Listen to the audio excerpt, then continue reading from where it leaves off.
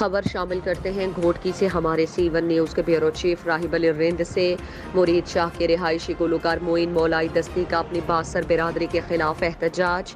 اس موقع پر گلوکار معین مولائی دشتی نے احتجاج کرتے ہوئے میڈیا کو بتایا کہ چند ماہ قبل گاؤں کے ایک باثر شخص محمد رمضان عرف ڈاڈو دشتی نے میرے بھائی کا ایکسیڈنٹ ہوا تھا، جس میں وہ شدید زخمی ہو گیا تھا اور شیخ زیاد اسپتال رحیم یار خان 14 روز زیر علاج تھے، جس کے بعد وہ زندگی کی جنگ ہار گئے، جس کے بعد کھمبڑا تھانے میں NC داخل کروائی اور پولیس نے مجرمان کو گرفتار کر لیا۔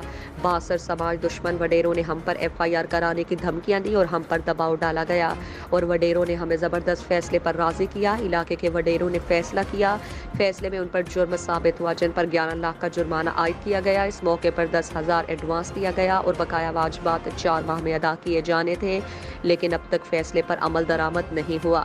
گلوکار معین مولا IG Sindh, DIG Sukkur, SSP Ghotki سے اپیل ہے کہ اس معاملے کا نوٹس لیں اور اس خون کے ساتھ انصاف کریں۔